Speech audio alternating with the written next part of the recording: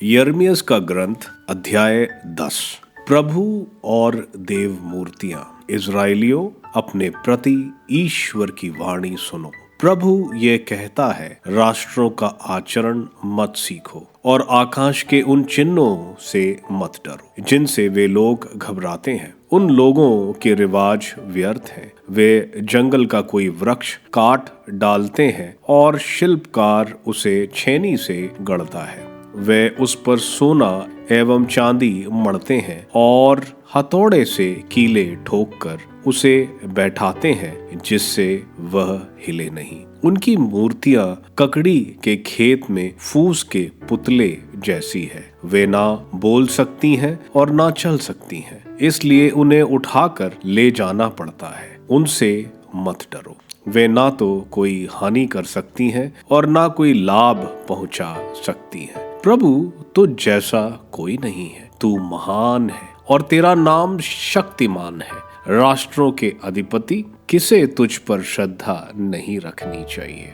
तू इसके योग्य है। राष्ट्रों के सब ज्ञानियों में और उनके सब राज्यों में तेरे समान कोई भी नहीं। वे सभी नासमझ और मूर्ख हैं। लकड़ी की मूर्तियां उन्हें कौन सी शिक्षा दे सकती है। उन पर तरशीश से लाई हुई चांदी और अफाज का सोना मढ़ दिया गया है। कारीगर और सोनार की कृतियां पर नीले और बैंगनी वस्त्र पहनाए गए हैं। यह सब निपुण कलाकारों द्वारा निर्मित है, किंतु प्रभु ही सच्चा ईश्वर है। वही जीवंत ईश्वर और शाश्वत राजा है। उसके क्रोध पर धरती डोलने लगती है। उसके कोप के सामने राष्ट्र नहीं टिक सकते।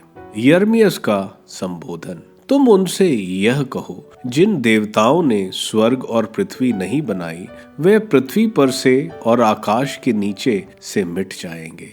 ईश्वर की महिमा। ईश्वर ने अपने सामर्थ्य से पृथ्वी बनाई, उसे अपनी प्रज्ञा से संसार को उत्पन्न किया और अपने विवेक से आकाश फैलाया। जब वह गरजता है तो आकाश से मूसलाधार वर्षा होती है। वह पृथ्वी के सीमांतों के बादल बुलाता है। वह वर्षा के साथ बिजली चमकाता और अपने भंडारों से पवन बहाता है। मनुष्य चकित रह जाते और नहीं समझ पाते हैं। सोनार अपनी मूर्ति पर लज्जित है। उसकी मूर्तियां मिथ्या है, उनमें प्राण नहीं है। वह असार है और उपहास के पात्र है। दंड का समय आने पर वे नष्ट हो जाएंगे, किंतु याकूब का ईश्वर ऐसा नहीं है। वह सभी वस्तुओं की सृष्टि करता है और इज़राइल उसकी अपनी विरासत है। उसका नाम सर्वशक्तिमान प्रभु है। विनाश।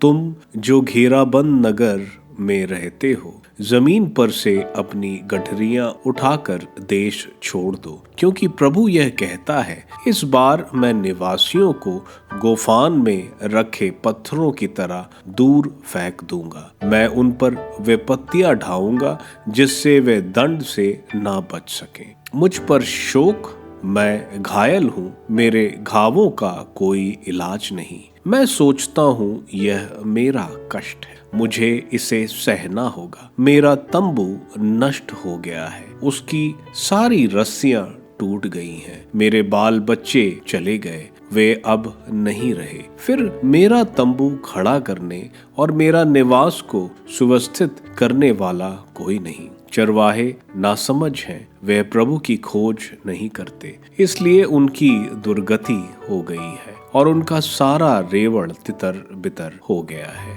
यह समाचार सुनो, यूदा के नगरों को उजाड़ने और उन्हें गीदड़ों की मांद बनाने उत्तर के शत्रु भारी कोलाहल के साथ आ रहे हैं। यिर्मयाह की प्रार्थना। प्रभु, मैं जानता हूँ कि कोई मनुष्य अपना मार्ग निश्चित नहीं करता। कोई जहाँ चाहता वहाँ नहीं जाता। प्रभु, क्रुद्ध हुए बिना न्याय के अनुसार मुझे दंड दे, नहीं तो मेरा सर्वनाश हो जाएगा। उन राष्ट्रों पर अपने क्रोध का प्याला उड़ेल जो तुझे नहीं जानते, उन जातियों पर जो तेरा नाम नहीं लेती, क्योंकि वे याकूब को निकल रही हैं। वह उसे खाती और मिटाती हैं। वह उसका देश उजाड़ती हैं।